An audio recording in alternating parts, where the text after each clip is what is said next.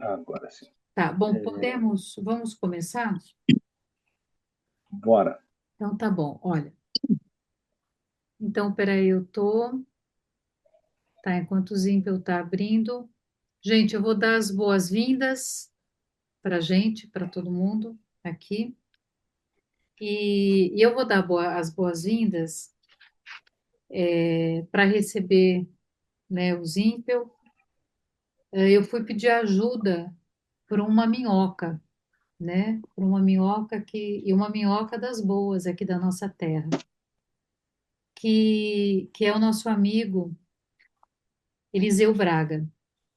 E aí o Eliseu tem um livro de poesia que chama Cidades são rios que correm ao contrário. E eu vou então dar as boas-vindas com a ajuda do Eliseu. Nasci perto de um rio, a casa com a cara virada para ele. Alguns passos e a gente chegava na beira. Lembro da prancha imensa de madeira bruta, escura, estendida sobre dois troncos de samaúma flutuando sobre a água. Ali se lavava roupa, tratavam-se os peixes, tomávamos banho, se puxava água para abastecer os filtros de barro, os panelões de alumínio que ficavam na cozinha perto do fogão a lenha. O rio Madeira, Madeirão, como chamavam lá em casa, era o nosso parente mais antigo. Foi assim que imaginei que aquele rio era também um caminho por onde passava o mundo. Itacoã era um canto onde o bicho descansava e trazia histórias. Ah, sim, sim, um bicho. Todo o rio é um tipo de bicho, dizia tia Dalila, a mulher mais antiga do lugar na minha memória de menino. Isso aprendi bem e não me esqueço. Minha avó Raimunda dizia que o rio não tem casca. A água é ao mesmo tempo seu corpo, seu sangue, pele e caroço. Dizia ainda que tem duas maneiras de um rio morrer: ou ele seca, ou ele se estanca. Fica parado, apodrecendo, sem vida. A água fica morna, salobra. Depois o tempo e o rio me levaram para longe de Itapuã, e entre as correntezas da vida me escapei poeta.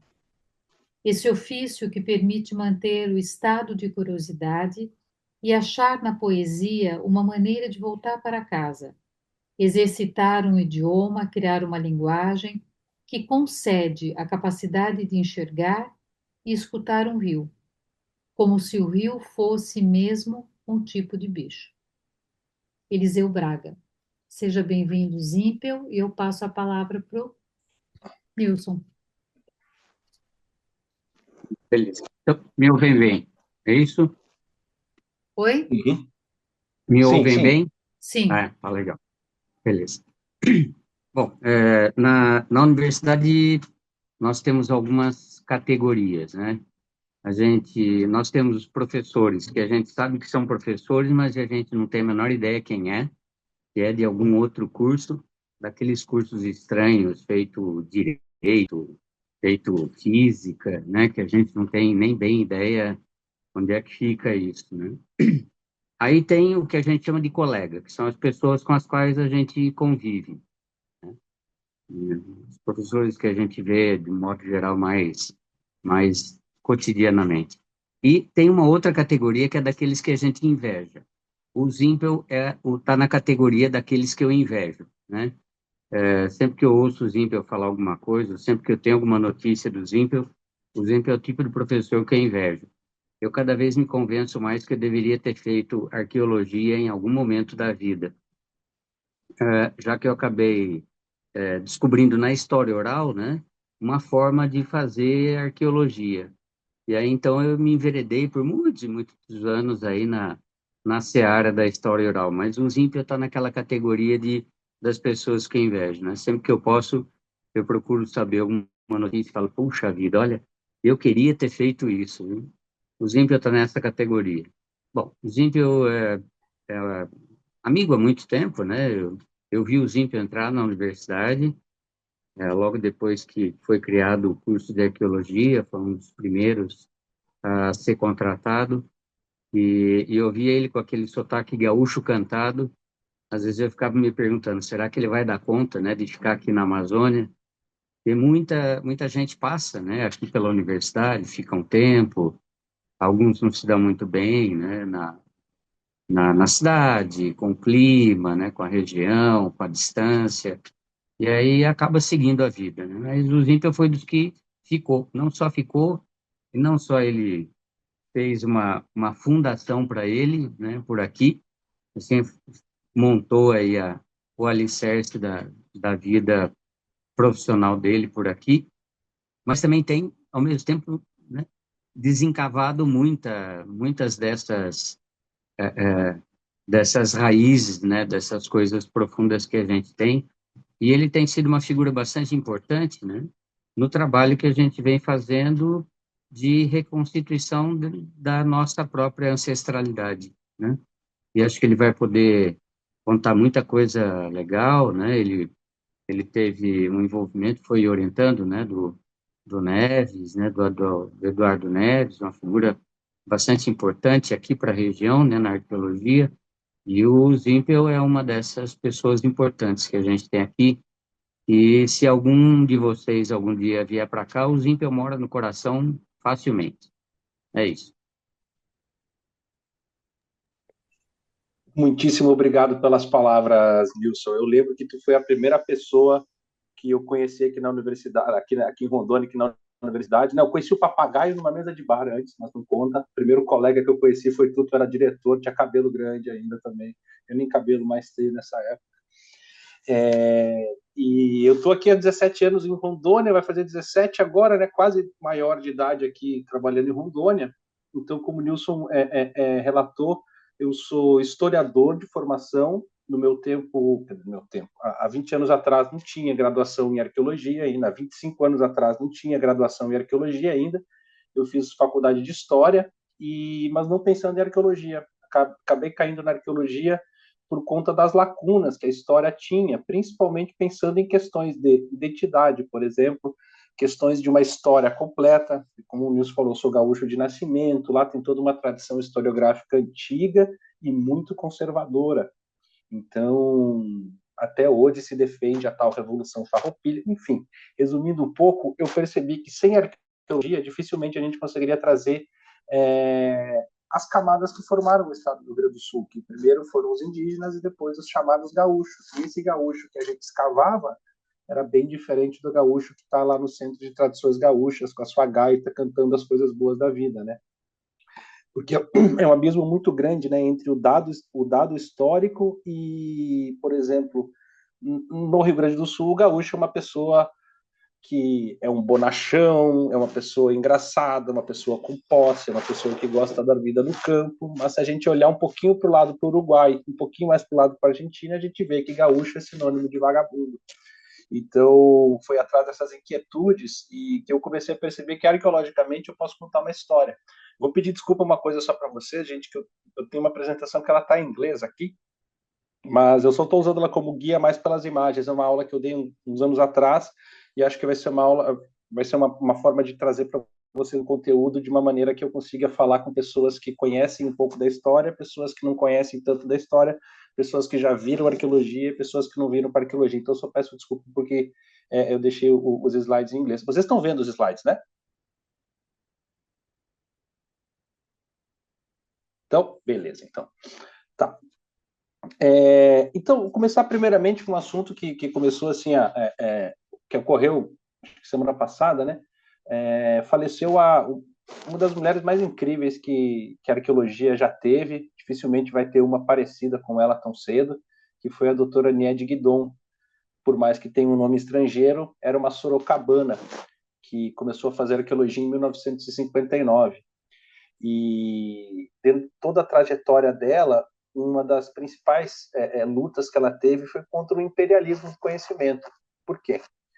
Porque assim como na história, assim como na literatura, assim como todas as áreas de conhecimento, a gente sabe que existe uma predominância de um pensamento que às vezes não é do nosso lugar, um pensamento anglo-saxão, um pensamento norte-americano, um pensamento alemão, e dificilmente as nossas próprias interpretações são levadas de maneira séria na academia, e a doutora Nédia Guidon, ela peitou peitou o governo militar, peitou ideias norte-americanas para tentar provar algumas de suas hipóteses iniciais de pesquisas lá na Serra da Capivara.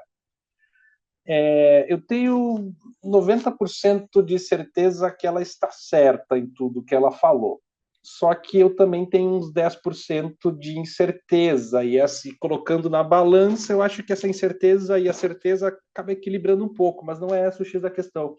O X da questão é que ela teve que peitar toda uma ideia da ocupação do continente americano, que, como a gente aprende na escola, seriam pessoas que teriam se espalhado pela Sibéria, entrado na América do Norte, descido a América do Norte, passando por aquele gargalinho entre o Panamá e a Colômbia, e aí, por aí começa a habitar a América do Sul. Essa é uma hipótese que ela até hoje é ensinada nos Estados Unidos, até hoje ela é defendida nos Estados Unidos, mas que nós, dentro da arqueologia brasileira, sul-americana, sabemos que ela provavelmente não é válida. Por quê? Porque os sítios arqueológicos ao norte da gente não são tão antigos quanto os sítios arqueológicos que a gente tem aqui na América do Sul. Por exemplo, o sítio mais antigo que se tem dessa cultura, que provavelmente veio para a América do Sul, mas não sendo somente esta, né, migração, tem 15 mil anos. Enquanto aqui na Terra do Fogo, há 14.900 anos atrás, a gente já tinha gente.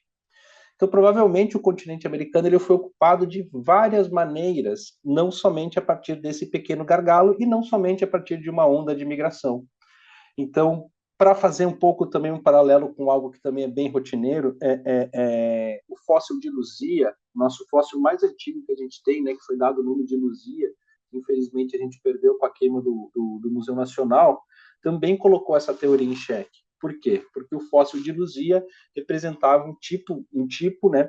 E quando eu falo um tipo, é um tipo que ele é da antropologia biológica, né? A gente é separado, as nossas morfologias cranianas podem ser separadas em diferentes tipos, né? Entre eles os australoides, os mongoloides e os negroides, né? A nossa ocupação americana, a princípio, teria sido ocupada a partir dos índios mongoloides. Não são mongoloides, né? Parece um xingamento infantil, né? Mas são porque teria aquela espécie de uma fisionomia mongol. Eu sempre cito o exemplo do Lenin. O Lenin é um típico mongol, maçãs do rosto pronunciadas, olhos puxados. E aí o Walter Neves ele chega e fala, não, peraí, não foi só mongol, não foram só mongoloides, também tem um tipo negroide aqui em Minas Gerais há 11 mil anos atrás, então essa hipótese ela tem que ser revista, né? Então a gente sempre vem trabalhando com essas hipóteses que vêm de fora e tentando, a partir do nosso dado empírico, fazer um questionamento dessas informações. E na Amazônia isso não foi diferente, né? Até os anos 80, né, até os anos 70, a Amazônia era vista como um inferno verde. E esse é o nome de um livro que foi publicado pela arqueóloga norte-americana Betty Meggers, que foi a grande precursora da arqueologia amazônica, né? Então, vejamos bem também outra coisa interessante, né? A arqueologia ela possui ela possui um corpo, possui, digamos assim, existe muito machismo na arqueologia. A arqueologia trabalha com trabalho físico, tem arqueólogo que acredita que só chega no sítio arqueológico porque tem testosterona suficiente. Existe até hoje isso, infelizmente.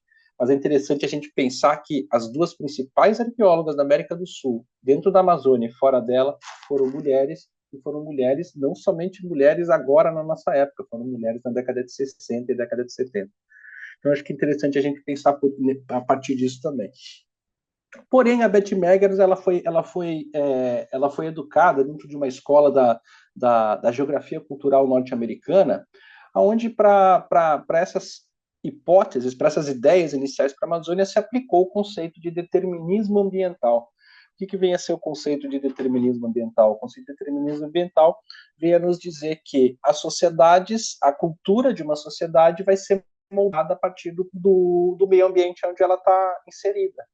Então, para os trópicos, se desenvolveu todo um conceito de cultura de floresta tropical, no qual essa tropicalidade não era levada como algo positivo, mas, pelo contrário, como algo negativo.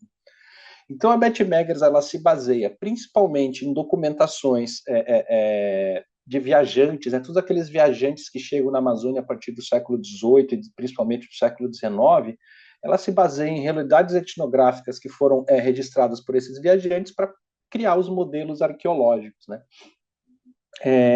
Entretanto, a Beth Meggers fez essa contribuição inicial, mas logo depois a gente vê que existem novas ideias onde levam em consideração que a Amazônia não teria sido um inferno verde, mas pelo contrário, a Amazônia teria sido um berço cultural para a América do Sul como um todo. Essa segunda ideia não é que ela esteja incorreta, mas ela também era uma ideia determinista ambiental, no sentido que colocava que na Amazônia a gente só poderia ter grandes sociedades vivendo em harmonia, fazendo suas trocas, desenvolvendo agricultura, desenvolvendo vários aspectos econômicos importantes, na beira dos grandes rios, porque os sítios arqueológicos estariam na várzea, adjacentes à várzea, né? Várzea é aquele momento quando o rio sobe, aquela parte que se alaga anualmente, ela é renovada de nutrientes, e com isso a gente teria solos ricos todo ano, porque esse era um dilema.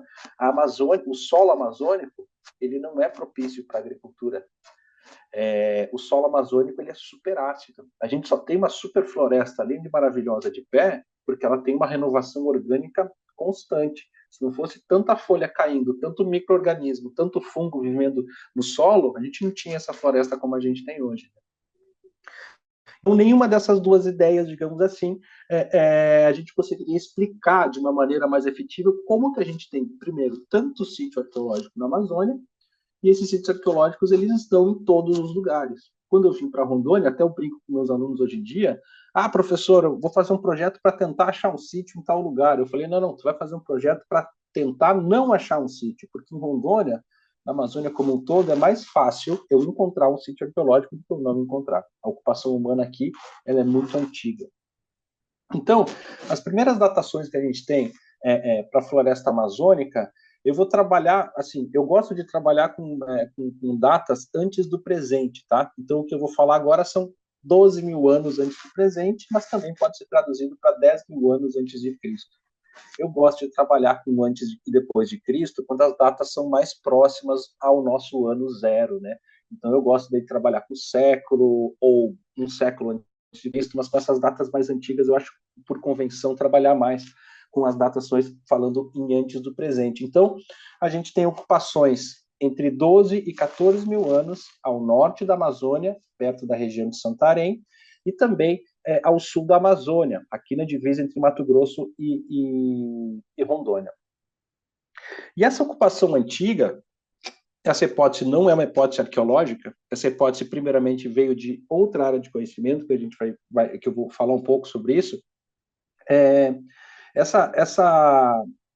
A floresta em si, ela também pode ser tratada como um artefato.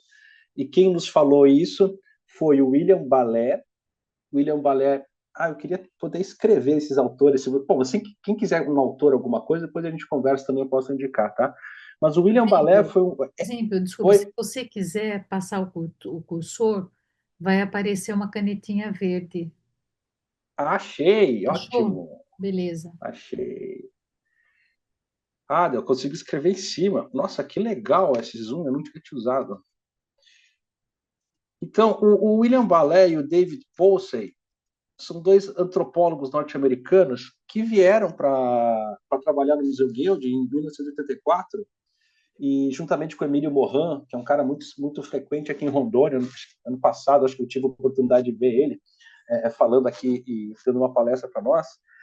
Eles começaram a perceber que o manejo intensivo das populações, esse manejo intensivo, quando eu me refiro ao quê? A coleta de uma castanha, por exemplo, a coleta de um determinado fruto, tudo isso deixava rastros na floresta.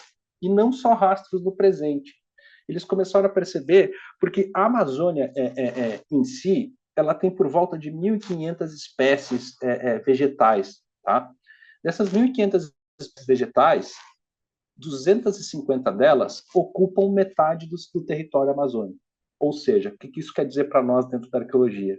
Que existe uma hiperdominância de espécies, e essa hiperdominância moldou a floresta. A gente tem, por exemplo, então, 50% da floresta com 250 espécies que normalmente possuem ou alguma alteração devido ao seu intenso manejo, ou também pode ter algum indício de domesticação de plantas, né? É muito importante a gente perceber, então, que a gente saiu da década de 70 para 80 de um local onde era o Inferno Verde, passou a ser um centro cultural, e hoje em dia a gente já está falando não só um centro cultural, mas um dos principais centros de domesticação de plantas que vão ser vitais para a nossa existência até hoje, como mandioca, como de fruta, enfim, de fruta tem várias, né? Abacaxi, mamão, as atas e beribás, a gente pode pensar daí além da mandioca, né? A macaxeira, os carás, os inhames, uma série de tubérculos, enfim, é muita coisa que eu vou mostrar um pouquinho mais adiante sobre essa informação. Feijão, amendoim, tabaco, a gente pode continuar a ficar só falando de espécie de planta durante uma hora, tá? Então, a gente sabe que a floresta ela foi profundamente modificada devido a essas hipóteses que vieram da antropologia, primeiramente, mas que a arqueologia, desde o início dos anos 2000, principalmente com Michael Heckenberger, que é um arqueólogo americano que trabalha no Xingu, juntamente com Eduardo Neves, da Universidade de São Paulo, vem testando esse modelo, até que ponto a floresta foi modificada. Ao analisar esse modelo, a gente começa a perceber que não só a floresta é um artefato, mas como existem muito mais construções do que a gente pensava. A Amazônia ela tem uma deficiência muito grande em litologia, ou seja, quase não tem rocha na Amazônia. Vocês podem me falar, não, mas tem um morro tal, tem a formação tal. Sim, isso tem, mas se a gente for pegar daqui até Rio Branco, que é uma faixa de 350 quilômetros mais ou menos, a gente vai ter 2 lugares com litologia minerável. Então, é um espaço grande, quase sem litologia disponível, quase sem pedra disponível, né? Então, a Amazônia ela foi construída provavelmente a partir de suportes que eram perecíveis, como palha e a terra. Então, a gente tem muita construção, isso está começando a aparecer aos poucos, mas essas construções até pouco tempo atrás estavam escondidas para a gente por questões de método e por questões de hipóteses. Opa, deixa eu ver. Vou passar aqui. Tá. Então, entre 12 mil anos e por volta de 500 antes de Cristo, a gente vai ter uma revolução aqui na Amazônia, que é o surgimento de um tipo de evidência arqueológica que se torna muito popular. Qualquer lugar da Amazônia, com exceção de poucos pontos no Rio Juruá, no Acre, a gente encontra o que a gente chama de terra preta indígena. O que é a terra preta indígena? Terra preta indígena, ela é um solo escurecido. Aqui tem uma imagem, né? Vocês podem ver que esse solo ele é bem enegrecido, e esse solo, quando a gente pega uma amostra para fazer uma química do solo, que é uma coisa muito usual quando a gente trabalha com arqueologia, e a gente compara o lugar mais próximo fora do sítio arqueológico, a gente vai perceber que essa terra preta ela possui 1000 vezes mais cálcio, por exemplo, 1000 vezes mais nitrogênio, ela extrapola a quantidade de nutrientes de uma maneira ridícula em relação aos solos do seu entorno. Então, ela é uma terra extremamente fértil. E essa terra extremamente fértil, ela é ligada diretamente à história das sociedades indígenas. Esse é um patrimônio que a gente tem da Amazônia, que até hoje, para vocês terem uma ideia, a ciência não conseguiu reproduzir. A nossa Embrapa, que conseguiu plantar boi na Amazônia, conseguiu fixar nitrogênio, potássio e fósforo nos solos ácidos e lixiviados da Amazônia, né? Você sabe o que até 50 anos atrás, aqui em Rondônia, o fazendeiro ele colocava boi 2 vezes no lugar. Quando ele queria plantar a 3ª vez o pasto, já não dava, o solo estava esgotado. Foi a nossa querida Embrapa, né, que ajudou nesse desenvolvimento da agropecuária aqui do estado, né? Isso é uma coisa meio de contrassenso. Mas essa mesma Embrapa, ela está há mais de 25 anos tentando replicar a terra preta indígena em laboratório e não consegue. Eu participo do projeto que se chama Terra Preta Nova, só para ter uma ideia. Eu estou no projeto há 5, né? Então, existem vários plotes de 5 por 5 metros, onde a pessoa vai lá e larga casca de mandioca. A outra coloca casca de mandioca com víscera de peixe. A outra coloca excrementos humanos. Enfim, uma série de alternâncias. E ninguém consegue, com cerâmica, sem cerâmica, coloca fogo, mas a terra preta não se forma da mesma maneira como se forma nos solos arqueológicos. Então, provavelmente, essa terra preta ela se formou de uma maneira que a gente pode falar que ela foi antrópica e antropogênica, né? Antrópica porque ela teve relação com os humanos, e antropogênica porque ela também teve relações de intencionalidade para ser criada. Só que daí vem uma das contribuições que a gente vem aprendendo aí com a antropologia, que é o quê? O nosso tempo capitalista ocidental, judeu-cristão, ele é muito diferente do tempo indígena.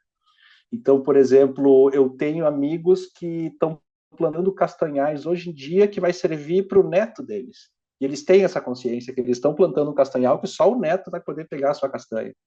E a mesma coisa acontece com a terra preta. Por exemplo, uma cena que a gente vê na cidade, vê no interior, que é a pessoa dando aquela varridinha das folhas no quintal de casa, chega no final do dia, bota fogo nas folhas que ela varreu, fazendo isso durante muito tempo, jogando o lixo sempre no mesmo lugar. Tudo isso ajuda a formar a terra preta. Mas, ao mesmo tempo, a gente vê também que existem intencionalidades, né? Tem lugares na Colômbia onde a terra preta ela foi feita por querer.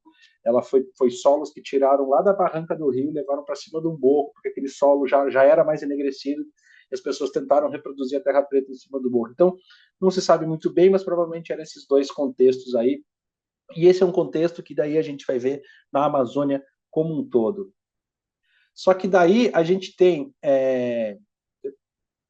Esse aqui é o primeiro conjunto, digamos assim, de cerâmicas. Eu vou mostrar um pouquinho mais sobre cerâmica numa outra apresentação aqui. Deixa eu ver. Às vezes eu me perco no tempo e falo demais, gente. Se eu estiver passando do tempo, vocês me avisam, tá? Então, essas aqui são as primeiras cerâmicas, digamos assim, que a gente encontra numa área bem ampla. Encontra aqui em Rondônia, encontra na Amazônia Central, encontra na Baixo Amazonas, né, entre Santarém e Marajó, que são as cerâmicas que a gente chama de Pocó-Açutuba. Pocó-Açutuba é o nome de uma cultura arqueológica. Felizmente, os arqueólogos adoram dar nome para as culturas arqueológicas e quando dão os nomes, a gente não consegue relacionar diretamente com uma pessoa, com uma etnia, é muito difícil ainda para nós. Por que é difícil isso para a arqueologia, né? Eu sempre cito o exemplo da calça jeans, né? A calça jeans ela foi inventada no oeste americano, era uma calça de trabalhador que trabalhava nas minas, né? E a calça jeans ela era símbolo de mineiro. Tanto que até hoje, se vocês repararem, se alguém tiver de calça jeans, a gente vê que na calça jeans, perto do bolso, sempre tem uns preguinhos, né? Sempre tem uns arrematezinhos. Isso é do quê? Isso é uma coisa que está lá porque os mineiros faziam isso com os rebites, que eles faziam os trilhos dos carrinhos para tirar minério lá do túnel. Eles colocavam isso nos bolsos, eles sempre andavam com os bolsos cheios de pedra.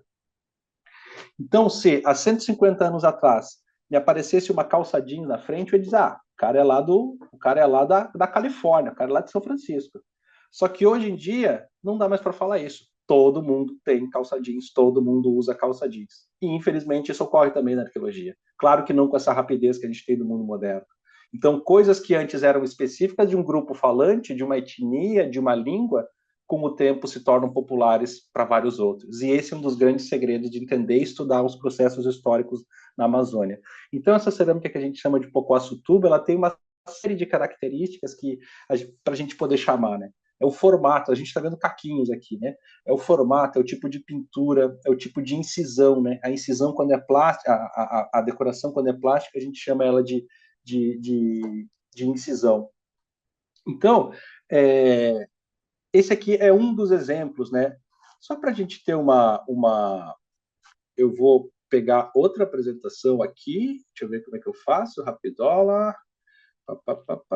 Só para a gente ter uma noção dessa diversidade.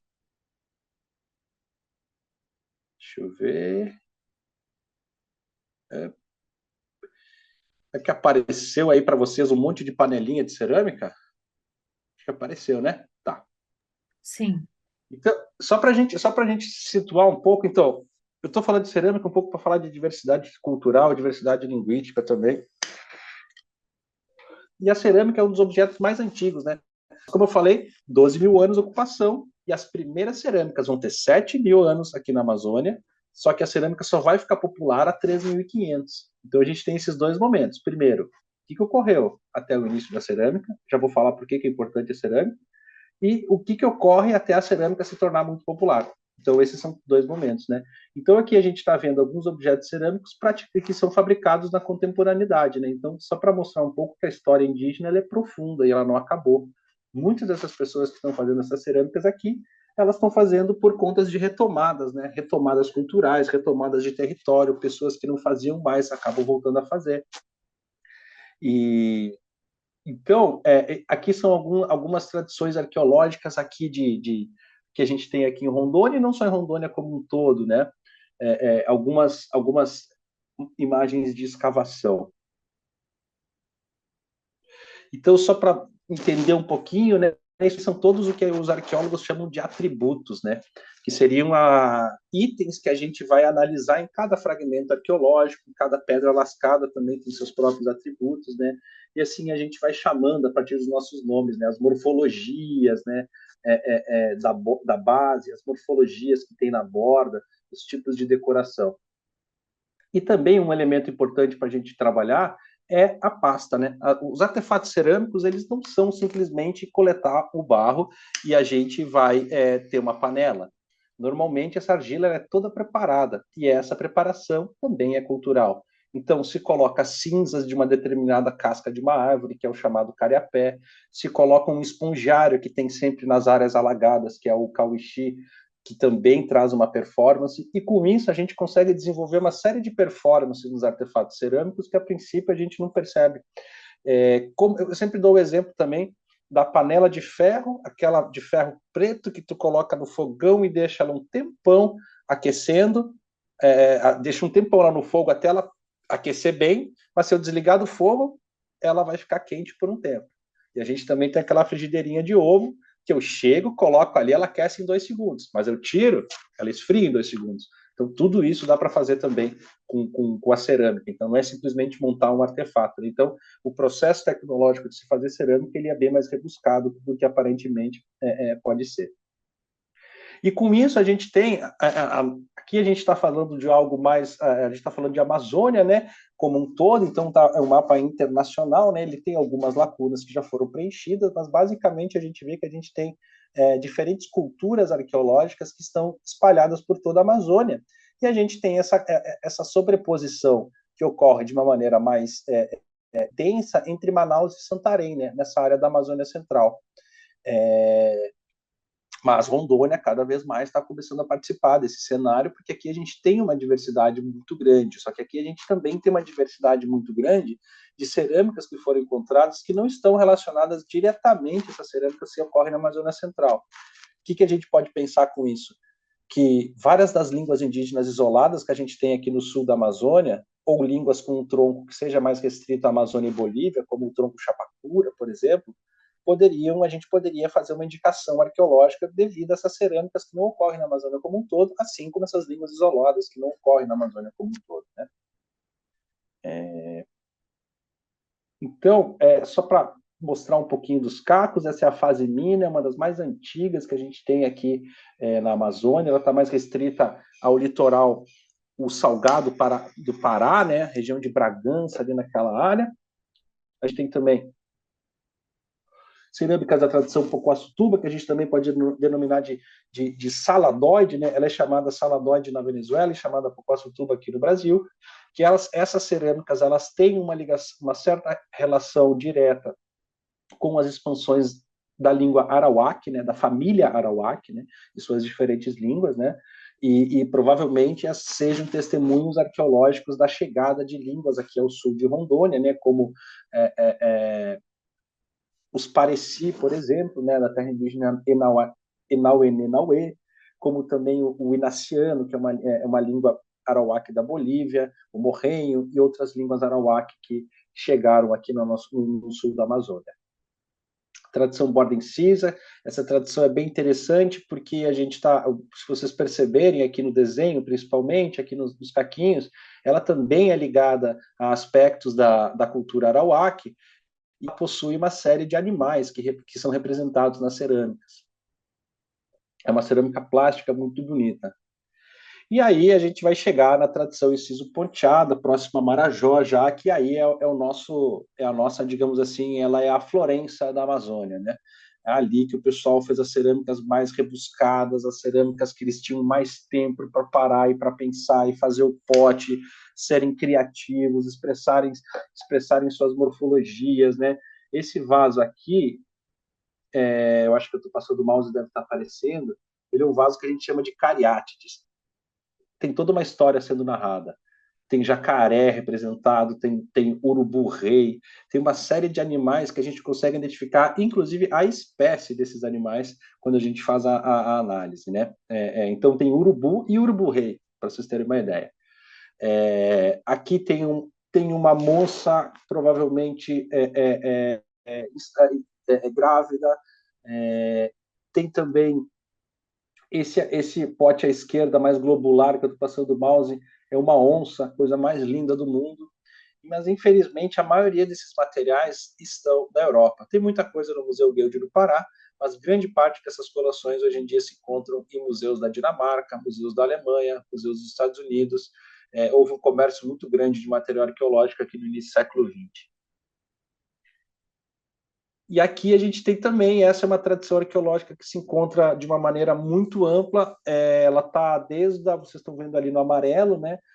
Desde Porto Velho, indo para mais ao norte, né? Chegando lá quase no litoral, né? Ela chega lá nas Guianas, inclusive, e são materiais arqueológicos que aí a gente estaria relacionando ele às expansões de falantes tupi.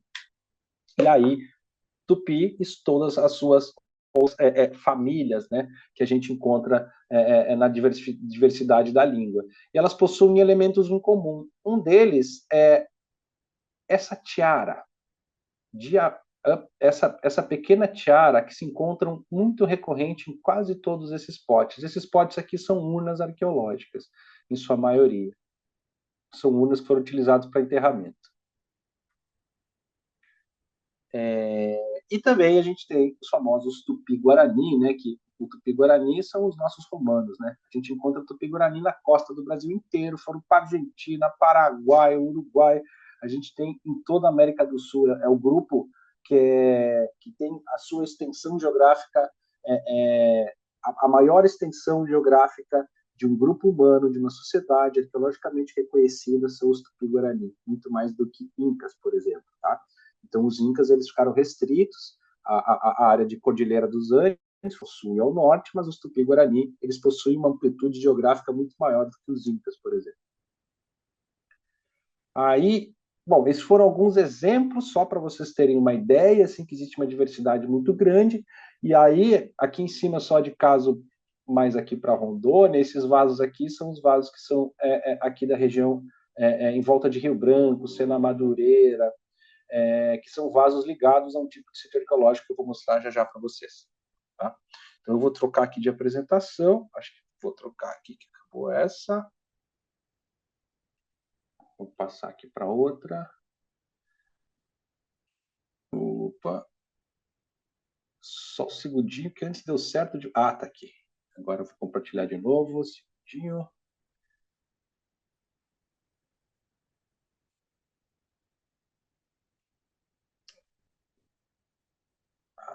Deixa eu só voltar para ela.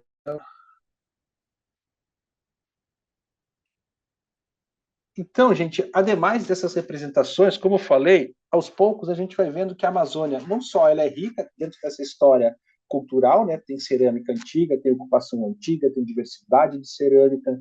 A gente vai ver também que a Amazônia possui uma série de diversidades na maneira como ela foi construída. Só que essas informações só estão chegando agora para a gente. Claro, a gente conhece alguns tipos de construções há muito tempo, mas a maioria dessas construções estão começando a aparecer dentro do registro arqueológico a partir dos anos 2000. E essa é uma região vizinha aqui, vizinha de Rondônia, é a região dos Campos de Morros, né? Essas linhas que vocês estão vendo, só para vocês terem uma noção de escala, cada um desses morrinhos desenhados aqui, que estão mais claros na paisagem, alguns deles têm 200 metros, outros têm 300, outros têm 50, então são grandes construções. Isso é o que a gente chama de, é chamado assim na canelones. São aterros que foram erguidos em meio a uma área alagadiça para plantações. E isso aí é só um pedaço do tipo de removimento de terra, do tipo de construção que a gente tem na Amazônia. Esse aqui já é um sítio arqueológico adjacente, né, ao lado desses canelones, dessas construções que foram erguidas, né, para agricultura. Isso aqui é um dos sítios arqueológicos mais incríveis que a gente tem até agora registrado em questões de monumentalidade, tá? Só para vocês terem uma ideia, em volta, ó, esse verde e branco aqui significa o topo de um morro. Essa área mais avermelhada também já está subindo, e essa área com as outras cores, né, entre o marrom e o cinza, né, são áreas mais baixas. Entre a área mais baixa e a área mais alta, a gente vai ter 60 metros de altura, né? Então isso não é uma pirâmide do Egito, não é uma pirâmide do México, mas também ela é uma pirâmide, não tem por que a gente não chamar de pirâmide. Ela tem toda uma construção, ela é delimitada por canais, ela possui diques de escoamento de água, ela possui estradas, e todos esses achados na Bolívia nos incentivaram cada vez mais a fazer o mesmo aqui em Rondônia, procurar esses sítios arqueológicos construídos que aparentemente não estavam aparecendo dentro do registro. Mas na região do Acre, a gente tem uma área onde a gente tem uma grande diversidade de sítios arqueológicos construídos. Não é em todo o estado do Acre, mas na sua grande maioria. Aqui a gente tem uma foto aérea, se vocês podem perceber, estou passando o mouse em cima, tem um monte de morrinho. Esses morrinhos eu vou mostrar com mais detalhes para vocês depois.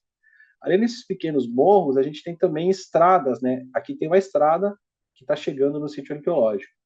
Só que, daí, ao mesmo tempo, vocês estão vendo uma linha de transmissão de energia, né? Isso aí foi um trabalho de licenciamento ambiental muito mal feito, com pessoas que vieram provavelmente, acho que da China, sei lá, porque brasileiro não podia ter feito isso, né? Mas infelizmente foi uma equipe de São Paulo que fez isso, que trabalha com a ideia de que se não tem um caco de cerâmica, não tem sítio arqueológico. Se não tem uma pedra lascada, não tem um sítio arqueológico. Só que eles esqueceram de ver que eles estavam do lado de um super geoglifo, isso aqui é o que a gente chama de geoglifo, né? Construções em terra, né? Que apareceu, isso é uma aldeia circular com uma praça central, tem 1.200, tem 1.200, a datação é do século XII, infelizmente a gente vê que passou por cima essa linha de transmissão. E aí, com isso, a gente começou a perceber esse sítio arqueológico que eu mostrei para vocês, que era aquele conjunto de morros, ele possui esse pontilhado, são estradas. E estrada é diferente de caminho para nós quando estamos fazendo arqueologia. Por quê? Um caminho é simplesmente uma picada. Uma estrada, ela vai ter 5 metros e ela vai ser delimitada por 2 aterros. Então, a gente vai ter não uma área pavimentada, mas é uma área antropogênica que ela é limpa constantemente, são caminhos que são cuidados.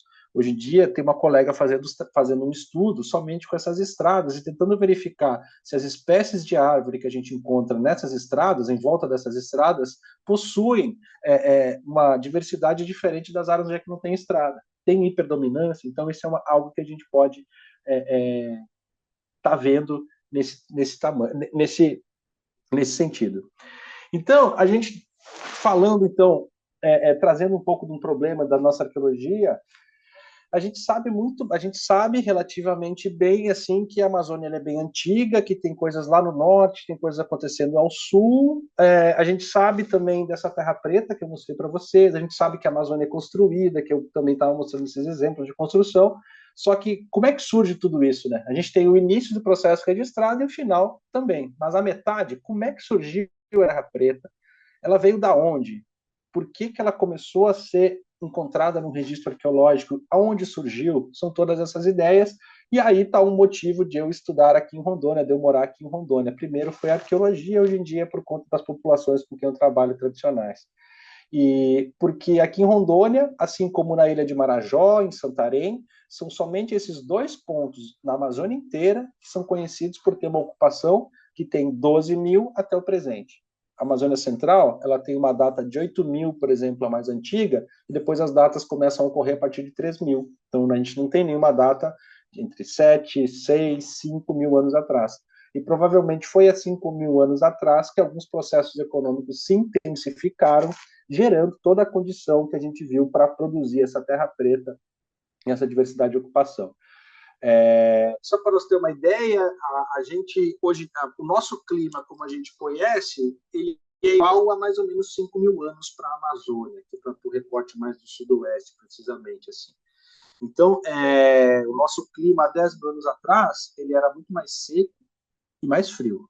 Não tinha essa pluviosidade e, com certeza, a sua vegetação também era diferente. Então, a vegetação que a gente conhece como está hoje, ela começa, às vezes, um pouquinho antes, em 6 mil em alguns locais, 5 mil em outros, em 8 mil em outros, mas a gente percebe que o nosso clima, que a gente conhece hoje, entre 5.500 e 4.500 anos atrás, é o clima que a gente tem no presente. E esse aqui é um dos sítios arqueológicos mais antigos que a gente tem na Amazônia, é a Caverna da Pedra Pintada, que fica em Santarém. É um lugar visitável, está dentro de um parque que é gerido pela ICMBio. Quem for para Santarém, Alter do Chão, aproveita e vai lá no parque parque de Monte Alegre, né, onde está esse sítio arqueológico. E se vocês perceberem, aqui nessa rocha tem uma série de desenhos feitos com pintura, né, com tintas, né, não eram desenhos gravados na pedra, eram desenhos com tinta.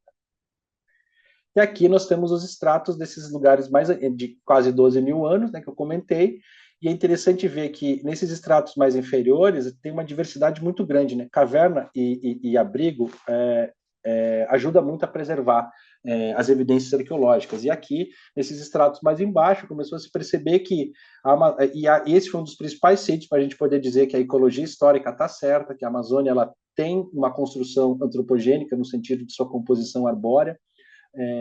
Aqui a gente encontrou muita semente de tucumã, semente de castanheira, evidências diretas de consumo de mandioca. A gente não sabe se a mandioca estava domesticada ainda, porque a evidência que a gente tem não foi suficiente para poder dizer se ela estava em processo de domesticação.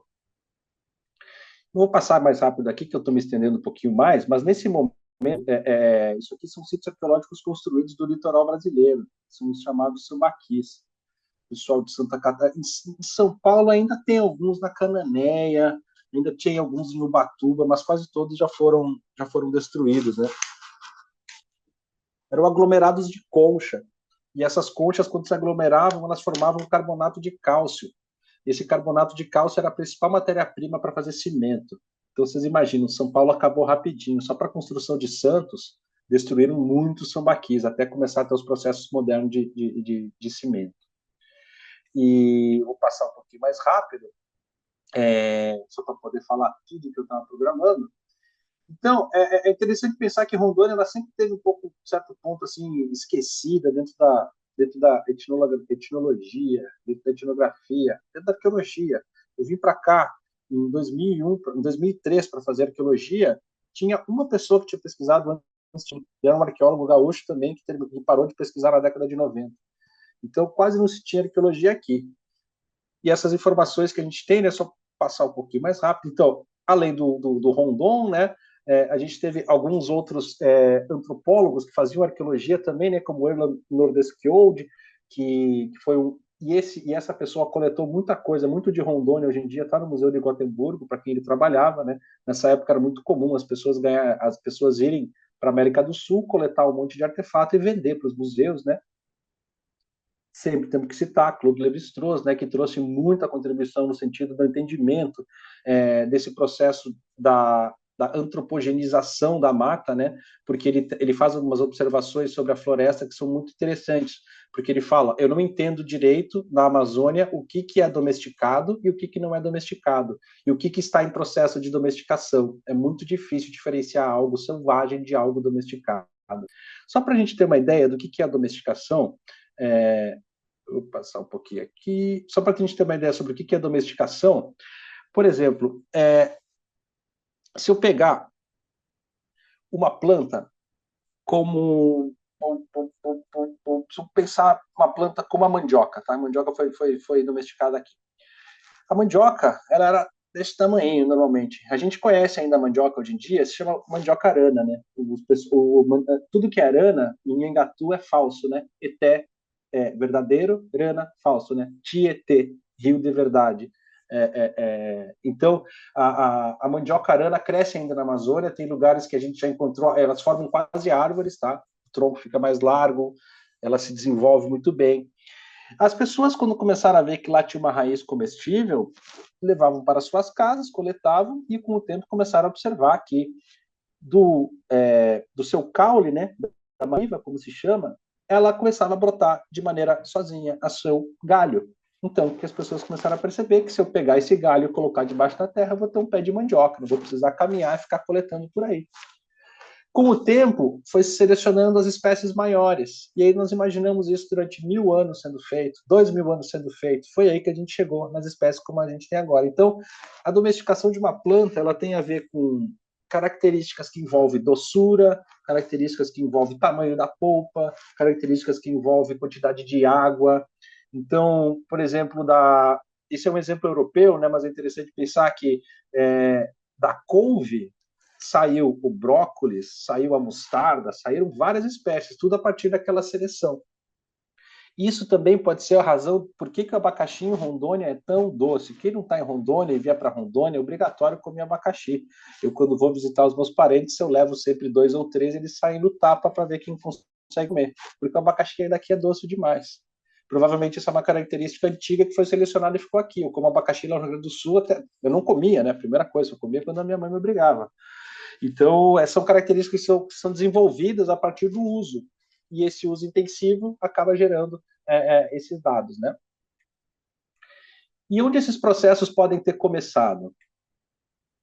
Esse é um dos lugares onde provavelmente começou, né? Infelizmente, hoje em dia, ela é a usina de Santo Antônio, né, do Madeira, um lugar onde a gente conheceu arqueologicamente de uma maneira muito rasa. O licenciamento ambiental foi porco, foi mal feito, mas seria bem feito, eu não sei como, porque o prazo era muito pequeno para se realizar, né? Aqui no Brasil, a gente, de uma hora para outra, bota as obras acontecer e acaba acontecendo a gente não conseguir fazer o licenciamento ambiental de uma maneira correta. Então, todo esse processo levou com que a gente tenha, hoje em dia, né, grupos isolados, né? Essa é uma imagem do filme do Vincent Carrelli, né? Falando com as duas irmãs Canoë. Faleceu recentemente, né, o indígena Nutanaru, né? Aqui em Rondônia tem ainda, estamos tentando defender esse local porque já foi invadido, né? A gente está fazendo arqueologia lá dentro, que é o lugar chamado Índio do Buraco, né? Que era um indígena que construía casas e construía um buraco sempre que ele dormia dentro. E ano passado ele faleceu, 2 anos atrás ele acabou falecendo. Então a gente tem aqui para a Amazônia uma série de cultivos, né? Aqui não está dando para ver direito, mas mandioca, inhame, cupuaçu, castanha, açaí, bacuri, batata doce, cará, biribá, o próprio tabaco, o ingá também, são uma série de frutas, o cacau também, são uma série de frutas que foram domesticadas aqui na Amazônia, e a gente vê que isso começa, na realidade, esse aqui é o sítio arqueológico do Teutônio. Teutônio era o que a gente chama, por convenção aqui na Amazônia, de cachoeira, né? Mas na realidade é uma corredeira, um pedral, né? Não é aquela cachoeira, né? Que nem a cascata do Caracol em Gramado, né? Aquela coisa de cartão postal, mas era um grande pedral, e quando o rio ficava bem baixo, só para vocês terem uma ideia, o IBAMA liberou para as pessoas, por pessoa, 200 quilos de pescado por semana. Liberado por pessoa, 200 quilos de peixe. Ou seja, isso era o tolerável. Imagina se a gente fosse pescar à vontade. Esses locais chamavam a atenção das pessoas aqui. Hoje em dia ele está debaixo d'água, né? Um dia, quem sabe, teremos de novo, né? O dia que acabarem as usinas. E também teve uma atração muito grande de populações humanas. O sítio do Teutônio, por exemplo, ele é habitado há pelo menos 9.000 anos, mas não na cachoeira, uma parte mais acima. Então, aqui, como era a cachoeira, né? E agora como ela está, né? Eu escavei muitos anos nesse lugar. Essa é uma área mais alta, né? Daqui daria para ver toda a cachoeira. Era uma área que a gente era acostumado a escavar com o ronco da cachoeira, dava para escutar ela muito bem daí de cima. E o primeiro ano que a gente foi escavar foi difícil. Falando bem a verdade, assim, não escutar a cachoeira, daí que eu me dei conta que a usina estava terminando de ser construída. E aí, nesse local, a gente tem a Terra Preta, né? Bem profunda também. E é interessante pensar que esse gráfico aqui quer nos dizer. Esse gráfico é uma análise de fitólitos. Fitólitos são... se a gente pegar qualquer folha que ela é esverdeada, que ela é verde, se a gente for mexer uma folha, vocês vão ver que a folha brilha, ela sempre brilha. Ela brilha por quê? Porque ela tem o que a gente chama de fitolito, ou seja, uma pedra vegetal. É um pequeno cristal que é possível, isso é uma microevidência, né? Então a gente vai ver que, por exemplo, no início da ocupação humana, quando não se tinha agricultura, a princípio, né, um manejo não tão intensivo da agricultura, a gente tinha poucas palmeiras, muitas espécies arbóreas e poucas gramas.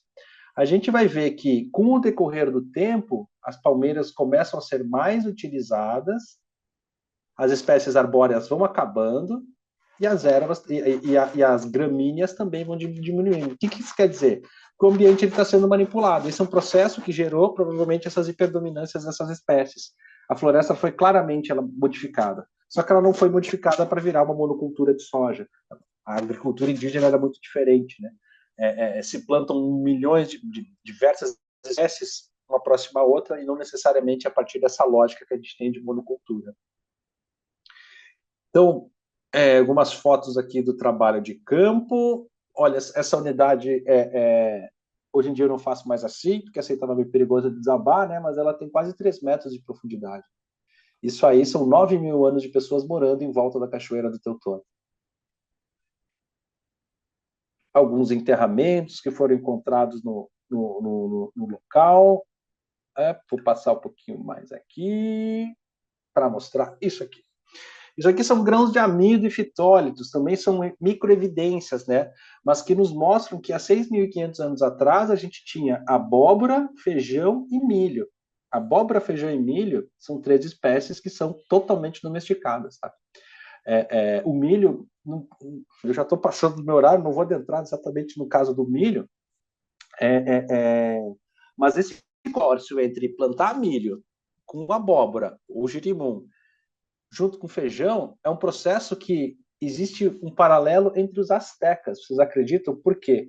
Quando a gente faz isso, a gente está reproduzindo o que a gente na academia chama, mas que eu acho exatamente muito errado chamar, de sistemas agroflorestais. Sistemas agroflorestais não são nada mais, nada menos do que o roubo intelectual de tecnologias indígenas que nós na academia ajudamos a reproduzir esse roubo. Não existe sistema agroflorestal, existe arqueologia, existe agricultura indígena. Tá? Por que eu quero dizer isso?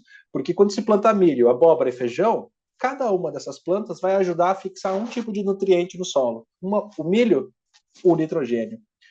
A abóbora, o fósforo. O feijão, o cálcio. E aí isso vai estar plantado em volta de árvores que vão me trazer substratos, vão me ajudar a adubar organicamente. Então, tudo aquilo que se diz em sistemas agroflorestais, esse tempo atrás eu fui num curso, trouxeram um cara da Suíça para explicar para os índios como era o sistema agroflorestal, foi uma coisa incrível, né? Eu estava lá no meio para poder ver e observar o que eles falavam. Já era praticado há muito tempo, só para a gente frisar isso aí. Então, gente, essas são abordagens bem arqueológicas relacionadas a essa história que ela é mais antiga, só para mostrar para o grupo que a gente tem essa diversidade, né, de conhecimentos, essa diversidade de populações, essa diversidade de plantas que foram domesticadas aqui. E, só para fechar, vou fazer de uma maneira mais sucinta, que hoje em dia, o que eu gosto mesmo é de trabalhar com comunidades, né? Não vai dar tempo aqui, eu trabalho com uma comunidade indígena, com uma comunidade quilombola hoje em dia, né? Procurar o mais antigo, procurar o milho mais antigo da Amazônia, a cerâmica mais antiga da Amazônia, a cerâmica mais bonita da Amazônia, isso fez parte da minha carreira até uns 10 anos atrás. Há uns 10 anos atrás, me deu um clique no momento que eu estava trabalhando num lugar que era um indígena sem terra, e os caras me fizeram uma série de cobranças que eu fiquei com uma vergonha. Eu falei, eu nunca mais vou fazer arqueologia fora de um contexto social, fora da perspectiva da luta de classes, fora da perspectiva do direito à terra, fora dessas perspectivas. Então, hoje em dia, eu venho trabalhando com 2 comunidades, vou mostrar aqui a comunidade quilombola, a comunidade indígena qual eu trabalho, são pessoas que são indígenas sem terra, como eu falei, são pessoas que se recusaram a ir para a terra indígena que foi demarcada, e hoje em dia elas vivem irregularmente dentro de uma reserva biológica, e a luta que eu tenho junto com o meu colega Francisco Pugliese, da Universidade de Brasília, é a gente juntar elementos históricos para a gente conseguir uma nova terra indígena. Isso a gente não está fazendo isso de um dia para o outro, a gente já tem 8 anos trabalhando nisso, e agora, no último acampamento Terra Livre, veio a grande notícia que foi aberto o plano de trabalho dentro do Ministério dos Povos Indígenas, então essa terra provavelmente deve sair entre 5 e 10 anos, vamos ver, se sair antes, melhor. Já com os quilombolas, e aí, por isso que eu trouxe essa apresentação, não vou me delongar muito, porque a arqueologia ela tem um poder também, apesar da gente pensar que a arqueologia ela está lá no passado, a gente estuda coisas, como eu mostrei para você, de 12 mil anos, mas eu queria mostrar para vocês que essas coisas de 12 mil anos têm importância no presente também. Porque com isso a gente consegue falar que a história indígena ela tem uma profundidade diferente da nossa história convencional. E a gente tem o poder, isso a palavra é essa, a gente tem o poder, enquanto cientista, de trazer para a contemporaneidade debates que foram pouco ou nunca trabalhados. E um exemplo disso é a questão dos afro-amazônidas, assim como as pessoas estão sendo denominadas, as pessoas negras, descendentes, todas quilombolas, né, descendentes de pessoas que foram escravizadas aqui. Então, a Amazônia Negra, ela está sendo, esse debate sobre a presença negra na Amazônia, porque quando a gente pensa em Amazônia, a gente pensa em natureza e em índio, ninguém pensa em indígena, a gente não pensa na presença negra. É muito difícil a gente relacionar a Amazônia com a presença de escravidão, por exemplo. E com a arqueologia, a gente pode pegar essa temática e trabalhar na contemporaneidade. Então, por mais que a gente esteja lá há muito tempo, trabalhando com coisas muito antigas, a gente tem esse poder de trabalhar aqui. E se tudo der certo, eu e o Nilson nós vamos trabalhar lá na Resex, né? Depois eu vou falar com o Nilson sobre isso, lá onde é que ele fez o doutorado. Me interessa muito falar e já estou com um projeto para falar. Então, Rondônia, só para vocês se situarem um pouco onde é que está esse lugar que eu vou falar. Tem um forte, né, uma construção, uma fortaleza do século XVIII, que foi a última construção feita pelo Império Português de grande porte para poder consolidar suas fronteiras, né? Tanto que ela foi a última que ela nem terminou de ser construída. E aí, junto com esses materiais que vocês estão vendo, acho que é interessante falar, são materiais arqueológicos escavados dentro dessa fortaleza, mas são materiais de origem indígena e africana, não são materiais europeus. A gente tem machados de pedra, tem alguns materiais que se utilizavam para fazer teares, né, para fazer tecido, e esses aqui em cima, alguns cachimbos, que eram cachimbos que a gente encontra iguaizinhos lá em Goiás, que a gente encontra iguaizinhos na Bahia, no Rio de Janeiro, todos feitos, produzidos por pessoas escravizadas.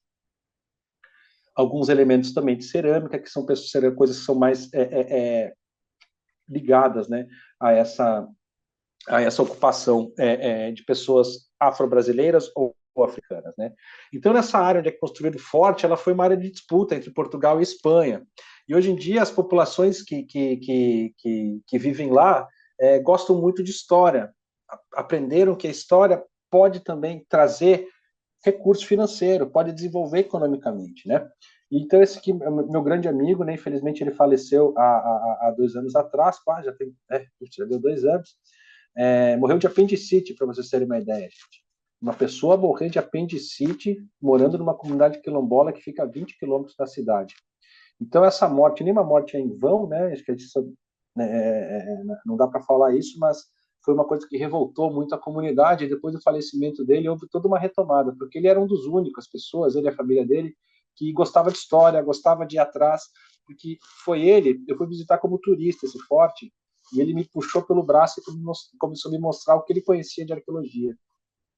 Com isso, eu comecei a registrar os sítios arqueológicos, né? Isso aqui que vocês estão vendo é uma edificação que era uma casa de pólvora, está no meio da floresta, né? Que era uma área de litígio, né? Uma área de disputa entre Portugal e Espanha, que tem algumas construções militares que a gente começou a mapear.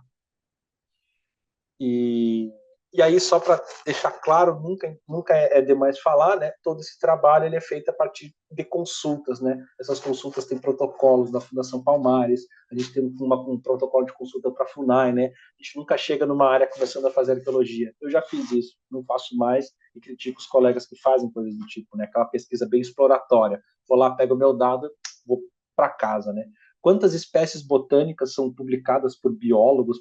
Quantas espécies de animais principalmente de répteis, são publicadas por biólogos, coisas que são conhecimentos tradicionais, que os biólogos só tiveram a oportunidade de chegar em tal espécie porque algum quilombola, algum indígena levou. Vou fechar um pouquinho a janela aqui que vai batendo vento. Então, é uma área, como eu falei, muito bem conhecida, né, porque era uma área de disputa, né, então Portugal mandava espião para o lado espanhol, os espanhóis mandavam espiões para o lado português, então, além de serem documentos muito detalhados, a gente acredita que são documentos verdadeiros, né, ninguém ia botar o dele na reta mentindo para o rei, isso era uma área disputada entre dois impérios. Então, esses mapas eles são muito precisos, e com isso a gente conseguiu fazer uma leitura histórica, arqueológica, e também da história oral dos quilombolas, que possuem muitos dados de história oral. Então, isso aqui é uma tecnologia nova, né, gente? Foi por isso que eu quis citar aqui. É uma maneira que a gente consegue retirar o dossel da flor. Não é um laser, tá? É uma luz que é feito um radar, que a partir de um sobrevoo a gente consegue retirar, digamos assim, se a floresta fosse um tapete, era como erguer o tapete e olhar como que está construído no solo. E aí esse projeto, chegando daí agora no início da conversa, é um projeto que é desenvolvido pelo Eduardo Bois Neves, então por eu ter uma proximidade a ele, consegui convencer de trazer aqui para Rondônia também, e a gente conseguiu levar ele para 3 lugares aqui em Rondônia, né, para o Quilombo, para a terra indígena Tupari, que a gente vai conseguir criar, se tudo der certo, e também para a área onde os indígenas sofrem mais pressão de madeireiros, de grilagem de terra, que é a terra indígena Urueu-Auau, que fica bem no centro do estado. Isso aqui, gente, são caminhos, né? Lembra que eu falei de caminhos, né? Aqui tem o Santiago, que é pesquisador quilombola, bem no meio está o Francisco, meu colega, que também trabalha na terra indígena, e eu estou aqui do outro lado. Então, só para vocês terem uma ideia da escala de como eram esses caminhos, tá? Isso aqui é uma aquarela do século XVIII, que onde deveria estar, que existe o Forte Príncipe da Beira, que eu mostrei, mas também teve uma fortificação feita anteriormente, uma fortificação menor, que foi desmontada para a construção do Forte Príncipe da Beira. Essa, como ela foi totalmente desmontada, a gente não tem mais muitos vestígios, mas a gente conseguiu encontrar a partir desse radar toda a vila. Essas fotos são do último campo, do ano passado, toda uma vila que tinha plano urbano. Eu vou mostrar aqui para vocês, rapidola. Aqui, onde está o mouse passando, tem uma rua principal. Nessa imagem, quanto mais branco, está mais alto, quanto mais negro, mais profundo. Então, aqui tinha uma rua principal, com esses branquinhos são edifícios, são casas ou oficinas. Aqui a gente tem uma grande rua também. Essa área toda aqui em volta, que está um pouco mais clara, eram paliçadas. Então tem toda uma organização aqui que a gente conseguiu encontrar. E aí o curioso da história é que isso foi construído justamente em cima de 2 sítios arqueológicos indígenas. Aqui tem um círculo, aqui tem outro círculo. São 2 aldeias circulares, né? Então houve uma sobreposição. Então eu gosto de falar, é assim que eu tento convencer os governantes que esse lugar vale a pena explorar turisticamente, é dizer que aí está toda a história do Brasil. Tá os quilombolas agora, os parentes dos quilombolas, aí vai estar a ocupação portuguesa, embaixo ainda vai estar a ocupação indígena, né? Então, se eu fizer um buraquinho de 1 por 1 ali, eu vou ter toda a história do Brasil. Vou passar um pouquinho mais rápido. Bom, evidências de tijolo, de telha, abundantes, né? Isso aqui é um pedacinho de uma casa, dá para ver a fundação da casa, né? Que foi o que sobrou. Aqui, isso aqui é um pedaço de uma antiga fortificação. Passar por um sítio, sítios arqueológicos indígenas com abundante cerâmica, com terra preta indígena, cerâmica decorada também, é um indicativo importante.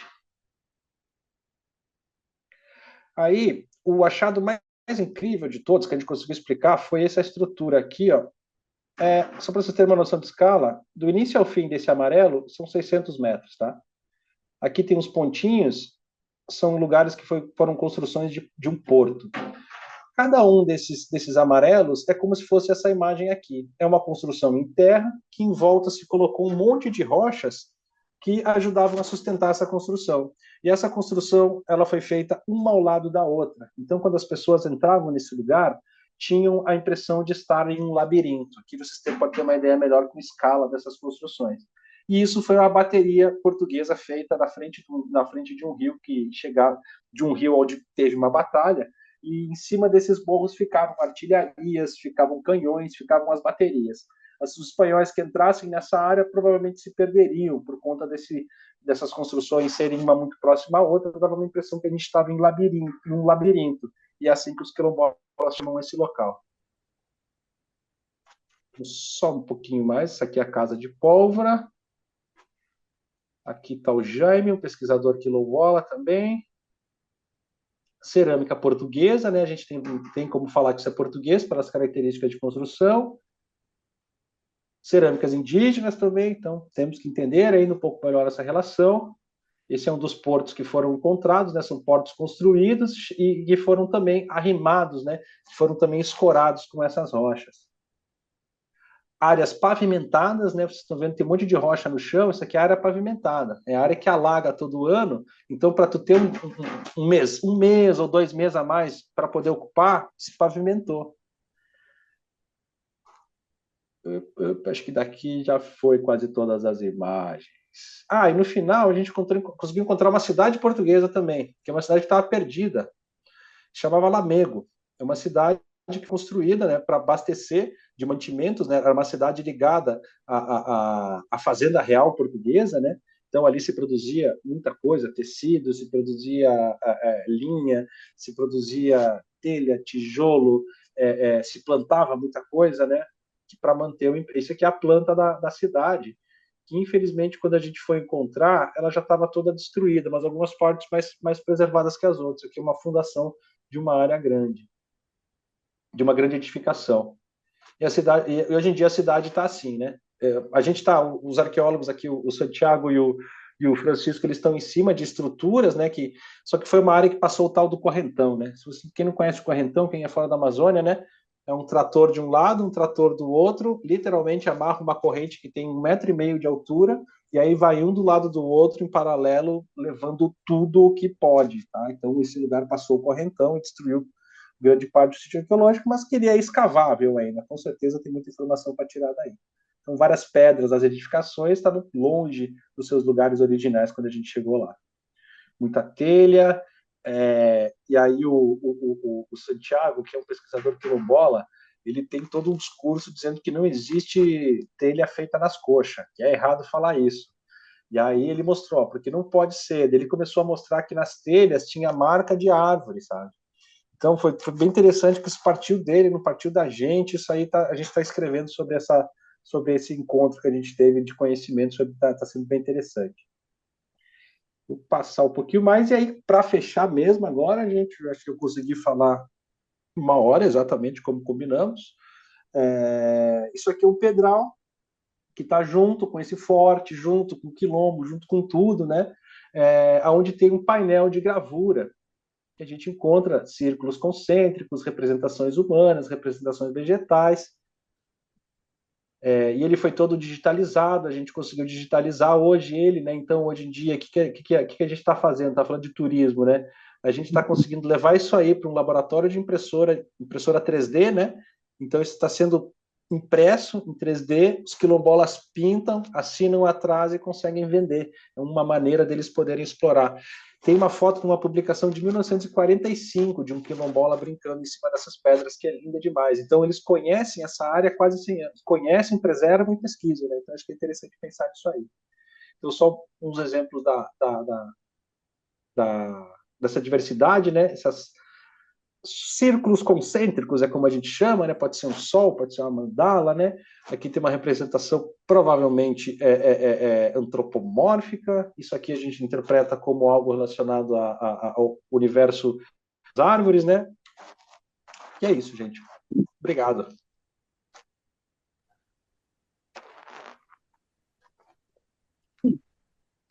Bom, eu não sei como é que vocês estão, mas eu tenho que aquietar o meu coração, porque ele está assim.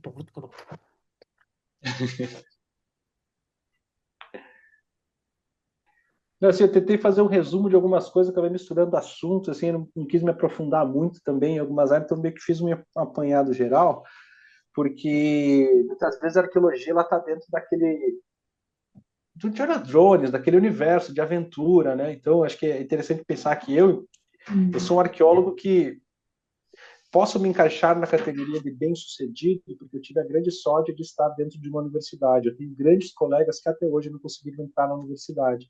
A gente sabe que hoje em dia o Brasil está formando 3 mil doutores e absorvendo 300 por ano. Né? A gente está com 2 mil doutores e doutoras por ano sendo jogados no mercado vivendo de pós-doc. Né? Então eu tenho essa sorte. E eu tendo essa sorte com os meus projetos, com grana, eu escavo no máximo 2 meses durante o ano.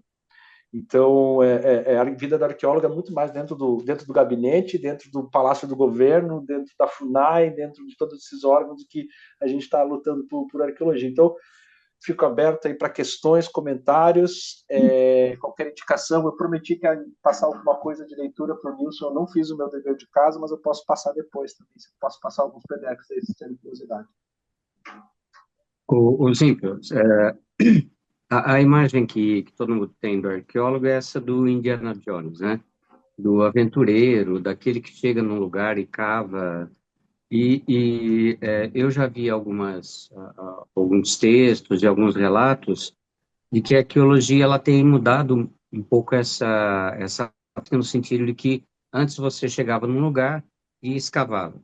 Quer dizer, agora o que primeiro se faz é entrar em contato com a comunidade e escavar com a própria comunidade, né? Que muito daquilo que você está recuperando de tempo histórico, de práticas ancestrais, isso ainda persiste na memória de muitas dessas etnias que estão no entorno do sítio, né? E parece que isso tem, inclusive, facilitado e incrementado até a interpretação do que se coleta no campo, né? Como é que foi essa mudança? Então, uma experiência, um relato etnográfico de onde eu estou atuando entre os Tupari. Quando a gente conheceu eles porque eles estavam curiosos, a gente estava cavando, estava fazendo uma escavação, eles estavam pescando tartaruga em volta da gente, foram lá nos conhecer. E aí a gente falou, não, a gente está num projeto. Eles olharam com o olho grande um para o outro, que legal, queremos entrar no projeto. Por quê? Porque normalmente quando chegava projeto na terra indígena, era grana. Eles já sabiam que Uhum. iam ganhar mais diária, já começava. Então a gente começou a inverter essa lógica de projeto para chamar de pesquisa e eles serem pesquisadores e pesquisadoras também. Porque assim, muitas vezes essas explorações feitas que são onde indígenas são contratados para serem mateiros, né? Isso acho que é o cúmulo de tudo, porque eles não são mateiros, né? Primeiro, além de pesquisadores, são engenheiros de segurança. Eu não entro no mato sem alguém que conhece. Eu ando aqui há 20 anos na Amazônia, mas eu sozinho não me sinto seguro. Eu não faço o que eles fazem. Eu até agora que eu comecei a identificar o taxi para não pegar formiga, enfim, tem um monte de perigo, né? Eu acho que no teu doutorado, tu, de uma maneira muito literária, às vezes, de uma maneira muito, às vezes, poética, eu acho que tu desenvolve bem sobre essas agruras que a gente tem na floresta, principalmente quando a gente não é acostumado com esse ambiente, né? Então, isso é uma coisa que está sendo feita por 25% da arqueologia, não é por todo mundo. Eu não me sinto privilegiado por isso. A arqueologia acadêmica formal ela é importante também, mas a gente começar a entender que a gente pode trazer. Lá no Quilombo eu tomei um puxão de orelha assim. Tá, mas e aí? Depois de achar os caquinhos, quem é que vai trazer a farinha para minha mesa? Então a gente começa a ver que a gente, enquanto arqueólogo ou arqueóloga, e a gente tendo acesso a órgãos, tendo acesso a governos, também é uma maneira da gente estar fazendo ciência, né? Porque quando a gente conseguir fazer a terra indígena, lá entre os Tupari que a gente está trabalhando, eles vão preservar os sítios arqueológicos e a floresta. Quando a gente conseguir fazer que o turismo no Forte Príncipe da Beira funcione, os quilombolas não vão deixar mais destruir também. Eles vão conservar e vão continuar pesquisando, né? Então, acho que tem muita coisa nesse sentido. Para mim, virou a chave, porque eu não sei como não me virou antes, porque eu vim na arqueologia pelo lado político da história indígena, só que eu não me toquei, eu não estava junto com os indígenas, né? Eu nunca vou poder fazer história indígena, porque eu sou um ocidental não indígena, né? Eu vou fazer uma arqueologia sobre indígena, mas nunca uma arqueologia indígena. E agora, faz 5 anos atrás, foi possível, o primeiro arqueólogo indígena formado com mestrado, o Jaime Waiwai, lá do Pará. Está sendo demais o que ele vem desenvolvendo. Agora ele entrou no doutorado, estou louco já para ler o doutorado dele. Então, aos poucos, a academia ela vai começando a ficar mais colorida um pouco, né? Vai começando a ter mais segmentos, mais vozes, mas enquanto isso não acontece, para mim é fundamental. Agora eu estou indo, agora em julho, eu estou indo para Brasília colaborar num projeto, eu estou indo com 4 indígenas de Rondônia para lá, que nós vamos botar eles em contato com os Chacrabiá, né, que vivem na área dos sítios arqueológicos lá em Minas Gerais e Goiás e Distrito Federal, é, e eles estão começando a articular politicamente. Porque por mais que o sítio arqueológico não possa dizer, esse sítio aqui lá do Teutônio, ele é dos Tupi, ou ele é dos Caritianos, por exemplo. Não dá para falar isso. Só que os Caritianos, eles estão começando a entender, Caritianos, nós vamos chegar lá também, uma hora ou outra, eles estão começando a entender que tudo é história indígena, e é a história deles também. Então esse lado está sendo bem interessante. Uhum. Ah, legal. Você começou a falar do lidar, e acho que você falou acabou falando meio rápido. Acho que era legal explicar um pouco para o pessoal, até porque, quer dizer, hoje você não precisa mais tirar a cobertura, né? Tirar a floresta para fazer arqueologia. Com o lidar Isso. você vê o que tem, e parece que em alguns lugares se descobrem verdadeiras cidades, complexos de templos, né? Fala um pouco disso. Deu um problema no último congresso na Colômbia ano passado, porque chegou um europeu falando de pré-urbanismo na Amazônia. Porque as coisas, essas ruas, essas estradas, esses morros, essas pirâmides construídas, para ele era pré-urbanismo. E aí deu uma briga grande, porque a gente falou, como assim pré? Pré é só porque é daqui da Amazônia?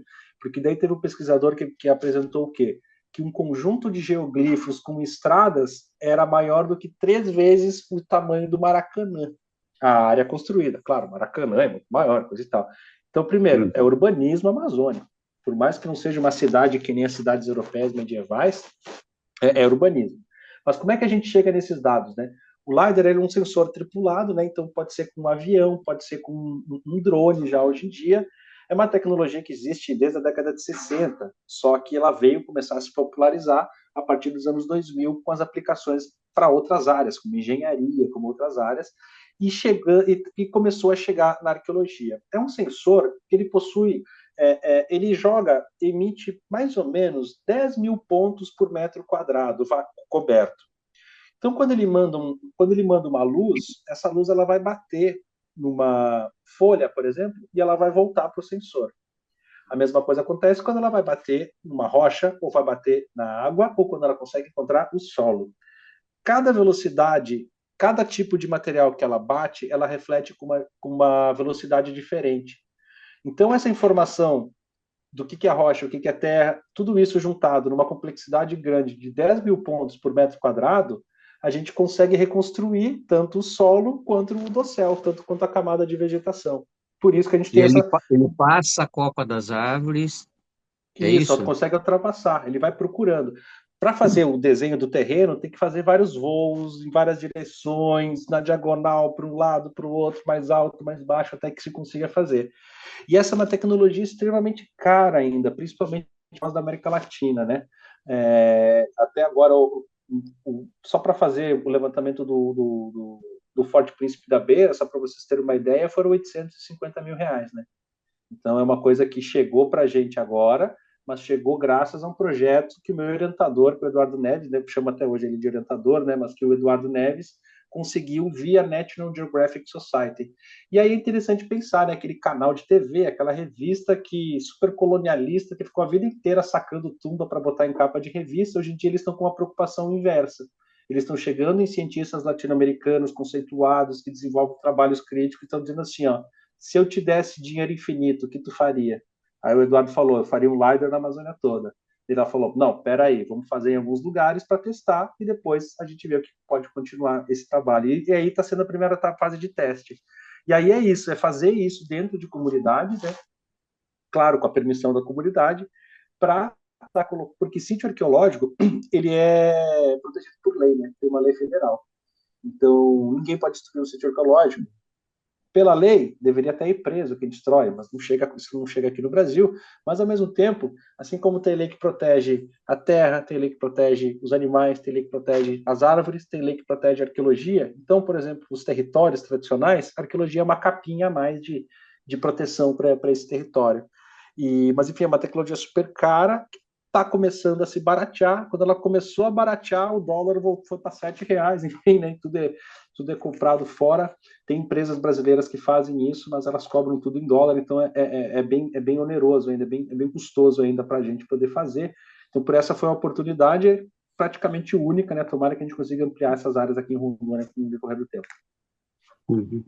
E, na verdade, quer dizer, se aquilo que você está fazendo como pesquisa, como prospecção, boa parte daquilo você não conhece, se você envolve a comunidade no entorno, ela pode lhe ajudar a entender o que é aquilo. E, e, Exatamente. e eu acredito que deva acontecer uma outra coisa, né? Quer dizer, se você está tendo a chance de recuperar esse material que estava embaixo da terra, mas que faz parte da história da etnia, isso fortalece também a própria dimensão de história da própria etnia, né? De entendimento da própria ancestralidade da comunidade, né? Sim, não, putz, assim, o trabalho está sendo genial, porque ao mesmo tempo que a gente vem. Os indígenas ensinaram uma coisa para nós, né? É uma coisa bem importante, uma lição grande que saiu, assim, mais um relato etnográfico que eu passo. O Osmar, que é irmão do cacique lá, Tupari, que a gente trabalha, ele chegou para mim de canto e falou: Hein, Guto, você só fica olhando para o chão, né? Procurando caquinho, tem que olhar para cima. Você viu ainda que quando tem urucuri tem terra preta? Então ele passou uma observação para nós que é fundamental hoje em dia, que são os fitoindicadores de sítio arqueológico. Quando tem urucuri, muita palmeira junta, muito próxima, maiores, menores, provavelmente ele teve uma casa. Assim como para a gente é claro que quando eu encontrar um pé de limão e uma mangueira, provavelmente teve uma casa junto a isso, né? Limão não sai caminhando sozinho. Eles identificam isso dentro da floresta. Aglomerados de cacau, castanhais. Então, em volta do castanhal sempre vai ter um sítio arqueológico. Não existe ainda castanhal que não tenha sítio Os, arqueológico né, relacionado. os seringueiros falam uma coisa muito interessante. Eles falam que se você pegar o Rio Amazonas, na margem inferior do rio, né, na margem direita do rio para baixo, você tem muito castanhal. Da margem esquerda para cima, quase não tem. Olha Isso que aí provavelmente interessante. tem a ver com a dispersão humana, tem a ver também até com Tanto os que próprios a seringais que gente não ajudaram a fala dispersar, né? a gente não fala do ponto de vista histórico em seringais na Venezuela, no Suriname, no Panamá, a gente não fala nessa porção do rio para cima. Olha que interessante, né? Quer dizer, você pega Exato. o curso do rio, na margem esquerda para cima, é muito raro ter seringa, mas da margem direita para baixo tem muita, o que reforça Vai a ter. ideia de plantio, né? De Sim, um, de um a jardim. castanha ela é uma espécie extremamente manejada, ela não chegou a ser Castanha domesticada, e porque seringa. Castanha também e seringa, principalmente seringa. porque, por exemplo, a castanha, ela tem que ter surgido em algum lugar, né? Em algum momento na história tem que ter começado a ter castanhas, né? E aí a gente tem aquele obstáculo gigantesco que é o Rio Amazonas. Só para ter uma ideia, o único dispersor natural da castanha é a cutia. A Hum. cutia, ela abre o ouriço, tira a semente, tira a amêndoa, descasca, come aquela que ela não come, ela enterra, ela ajuda a fazer castanhal. Só que como é que uma cutia pode ter pegado uma semente e nadado o rio Amazonas? Por mais que seja num tempo que o rio Amazonas era pequenininho, há 12 mil anos atrás, é possível uma cutia ter atravessado o rio Amazonas com uma semente. Não existe outro dispersor se não é a cutia. Então, não existia megafauna que comesse e depois dispersasse a semente para o outro lado. Então, foram as pessoas, não tem como não ter sido as pessoas. E nessas áreas onde os seringais são mais recorrentes, a gente vê uma abundância também de castanhais, que daí foi devido a quê? Os castanhais estavam lá e foram manejados, aquele negócio, aquele ritmo, né? Borracha e castanha, depois quando não está na época da borracha, né? Pessoal, eu não sei se alguém também quer, né, quer falar alguma coisa.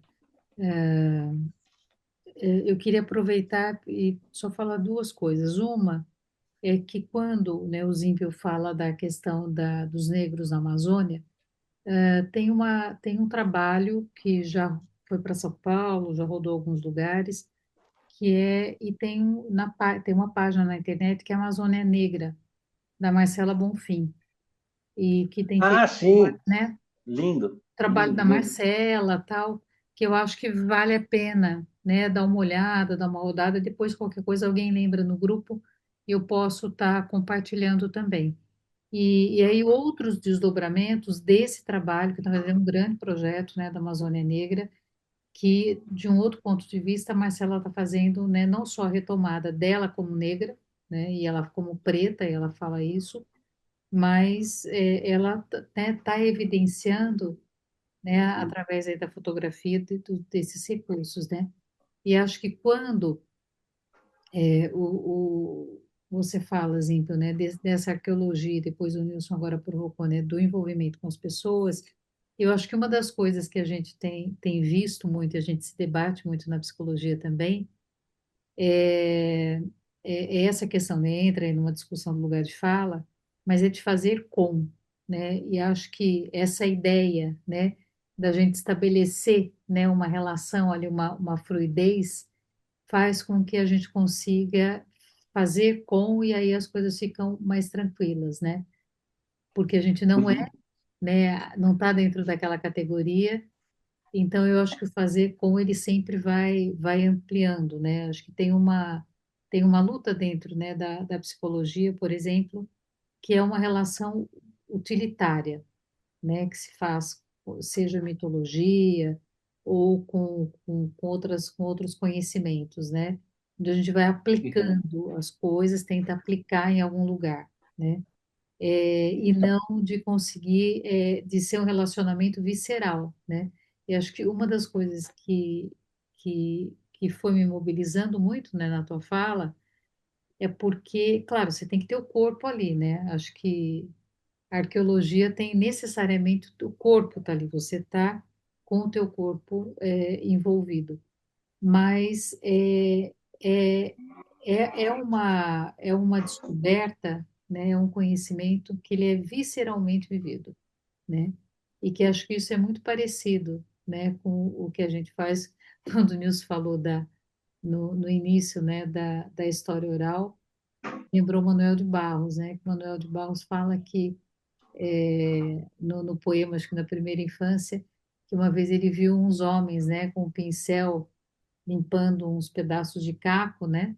E aí ele ficou muito impressionado daquele homem limpando aquilo, e aí ele descobriu que era arqueólogo, e por isso então ele decidiu depois ser um limpador de palavras, né? Ele resolveu ser Ah, que escritor. legal. É Vou muito. anotar aqui, vou Vou mandar, anotar. não, eu vou mandar para você depois. É muito lindo. Ele falando que ele foi que ele, né? O Nilson falou da história oral, eu me lembrei, porque ele fala que ele ficou encantado com os arqueólogos. E aí então ele resolveu Uhum, fazer a mesma coisa, só que com as palavras, que é aquilo uhum. que ele sabia fazer, né? Então acho que esse é um desafio, né? E a gente faz com, acho que quando fala, cara, olha para cima, né? Se só tá a tua referência é só o chão, né? A gente está Uhum, quase uhum. 3 anos aprendendo a também, né? A fala do Copenau, né? Com outro sentido, mas que ele diz assim, né? Vocês olham para o chão o tempo inteiro, né? Vocês raramente olham para cima, né? Vocês não olham para outros lados, vocês olham para um único lado, É, né? é. Enfim, eu falo com meus alunos assim, amanhã a gente vai receber 180 indígenas na Unira amanhã, que é um encontro estadual de estudante, aí vai ser um dia bem legal para a gente ir lá, e uma coisa que eu falo sempre com o pessoal qualquer pessoa pode ser arqueólogo ou arqueóloga, é só ficar 4 anos lá estudar, tu vai sair com conhecimento. Agora, eu consigo ser indígena em 4 anos, eu consigo ser tupari em 4 anos, e a questão é justamente essa, inserir esse conhecimento não acadêmico dentro do projeto, né? Não chegar o professor sempre falava isso, né? É como se uma comunidade fosse uma caixinha, né, de leite, a gente botasse um canudinho, sugasse até onde a gente queria e depois ia embora, e deixava lá a caixinha meio esvaziando. E quando der a caixinha seca, ninguém vai usar daquela caixinha. A gente vai perder todo o conhecimento, né? Dentro, eu, dentro de uma perspectiva teórica, estou me baseando. Nos Estados Unidos tem todo um movimento de retomada. Nos Estados Unidos a lei é bem diferente da arqueologia daqui, né? Porque, por exemplo, é aquele negócio nos Estados Unidos pode ter um cassino na terra indígena, né? São pessoas que são donas da terra e lá eles mandam. Aqui não, indígenas são tutelados, a terra é pública, né? Mas lá a antropologia, e chegou o momento que os indígenas chegaram em todas as universidades e falavam: qualquer sepultamento que esteja aqui é indígena, queremos eles de volta. E houve todo um processo judicializado, e os indígenas retomaram 85% dos sepultamentos, para vocês terem uma ideia. Né? E lá eles se desenvolveram um conceito que eu gosto muito de trabalhar, que não é a questão da simetria, mas é uma palavra difícil, acho que a tradução é stakeholders, que é a parte interessada. Até onde a parte interessada, quem que é a parte interessada da tua pesquisa? É você ou os seus colaboradores? Esses colaboradores não podem virar pesquisadores e a gente pegar a parte interessada e levar como objetivo de pesquisa, e foi isso que a gente fez na Terra Indígena.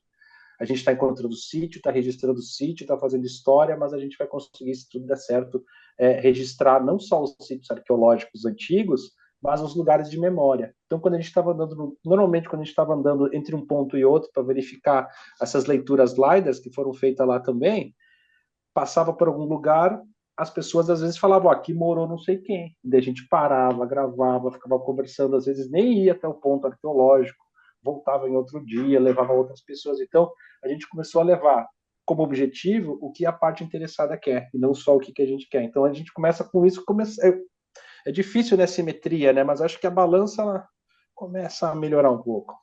Uhum.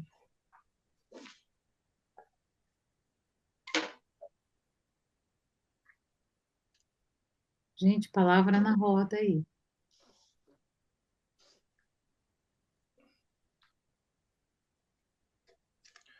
Falei demais também, tá tarde já, para quem não está É, não, e enrolando. para o pessoal lá, uma hora, o pessoal, a maior parte, é uma hora mais tarde, né? Exatamente. Zimpel, a Luísa tem 25 mil anos, é isso? A Luzia, ela tem 11 mil anos. Alex Luzia. Tem quanto? 11 mil. 11. Lá na Serra da Capivara, na Nia de Guidon, as datas chegam a 45. Eu não acreditava nessas datas, mas eu visitei o sítio, conheci os pesquisadores, um deles, inclusive, passou uma vez um mês aqui com a gente. Eu acredito que possa ser real essas datas, só que o problema é que é o pato preto do Popper, né? O ganso preto do Popper, né? O único até agora. Então, Uhum. É aquele cocôzinho fóssil, né? Que tem lá é o 45. seguinte, lá tem é um carvão que foi datado que parece ser uma fogueira. De uma fogueira. Só que, como é 45 mil anos, não dá para entender muito bem. E aí tem um problema, é que quando pegava fogo, era um abrigo rochoso, né, uma caverna, uma cavidade, quando pegava fogo, o efeito térmico às vezes fazia com que as pedras se lascassem no teto. Então, até um tempo atrás, falavam: não, tu tá ficando doida, isso aí não é, isso é destacamento térmico. Só que ela conseguiu trazer um congresso mundial sobre pedras lascadas antigas, trouxe gente do mundo inteiro, e aí depois de uma semana de debate, saiu um artigo, e nesse artigo está dizendo: não, isso aí é material arqueológico, foi feito por pessoas, não tem como ser feito térmico. Então, a evidência Aquela existe, ponta só que de sílex tem 25, né? no Brasil a gente vai ter muita coisa a partir de 15. 15 é uma data basilar aqui para a gente aqui. E na A Amazônia não tem Amazônia, muita. em média, 15 mil. A América do Sul inteira, desde a Terra do Fogo até a Amazônia, é 15 mil. Encontraram agora 2 sítios arqueológicos da Venezuela, eu consegui ver isso, a informação no ano passado, saiu a publicação, onde se encontrou um sítio de 16.500 anos, e aí, nesse momento de 16.500, é um período que existia o que a gente chama de megafauna, né? São animais que não eram dinossauros, são animais como no presente, só que muito maiores, né? Então, um jacaré de 6 metros, uma tartaruga do tamanho de um fusca, e assim por diante, né? E aí encontraram na Venezuela um local onde se tem indícios diretos de processamento de carne de preguiça gigante, do mapinguari. Processamento de mapinguari lá. Tem os ossos abertos para fazer tutano.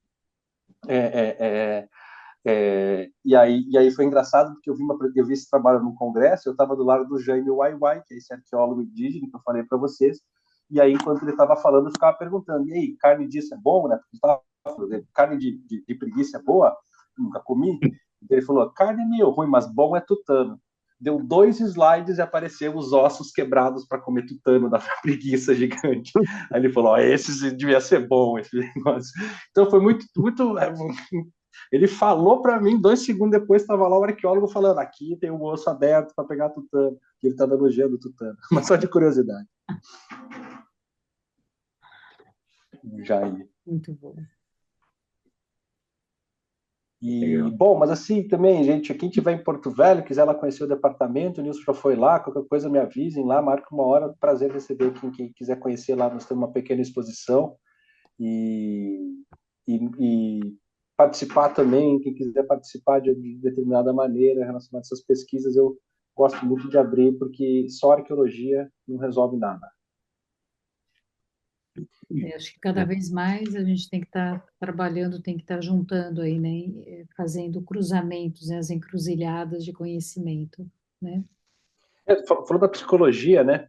Porque se fosse fazer uma cadeia alimentar, assim, ó, a arqueologia se inspira muito na antropologia. A gente não tem uma teoria tão desenvolvida quanto a antropologia. Nossa teoria foi para um lado, a antropologia, e a antropologia pega da psicologia. Os melhores antropólogos são aqueles que leram tudo possível de psicologia. Se usa Deleuze, se usa vários teóricos da psicologia dentro da antropologia. Então, acho que tem toda essa cadeia que eu acho que é interessante ver ela ao vivo, não só um pegando ideia do outro. E na verdade, sim, na verdade o que a gente está fazendo agora é um outro movimento, né? A psicologia, uma parte dela está se voltando para a antropologia e se voltando, porque nós nos distanciamos muito, né? E aí essa é a minha posição, não necessariamente do grupo, né? Mas essa sair também, né? A gente vem de uma psicologia bastante eurocêntrica, né? E cada vez mais a gente vem tendo, né, uma luta para buscar, enfim, aquilo que nesse momento nos represente melhor, né? E aquilo que de fato atenda, né, ao que a gente faz, né? Mas, gente, olha, eu sei que a gente está aí no horário, né? Seria muito legal a gente poder continuar um pouco mais, mas assim, alguém quer colocar alguma coisa?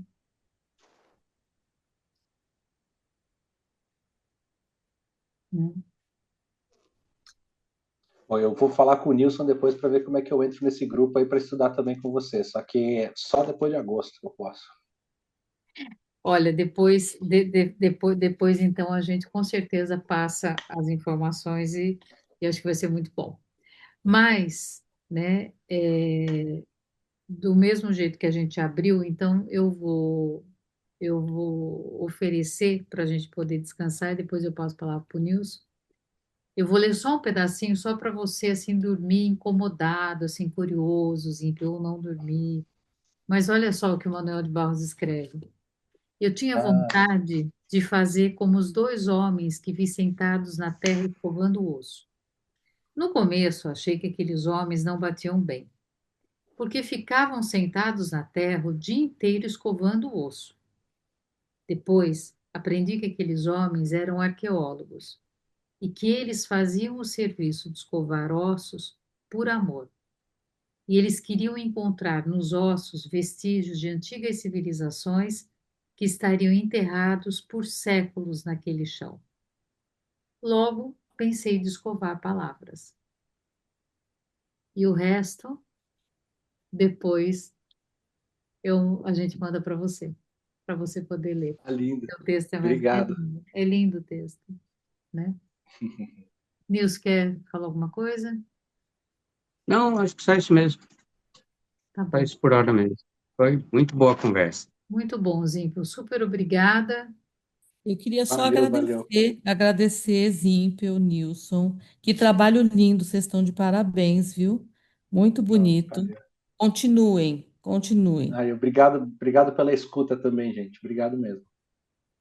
Uma delícia. Muito obrigada pela apresentação, uma grande novidade para mim, fiquei encantada e vou me despedir. Boa noite, parabéns. Boa noite, gente. Boa noite. Bom descanso para Até uma todos. próxima Beijo. oportunidade. Tá? Até. Obrigada. Obrigada.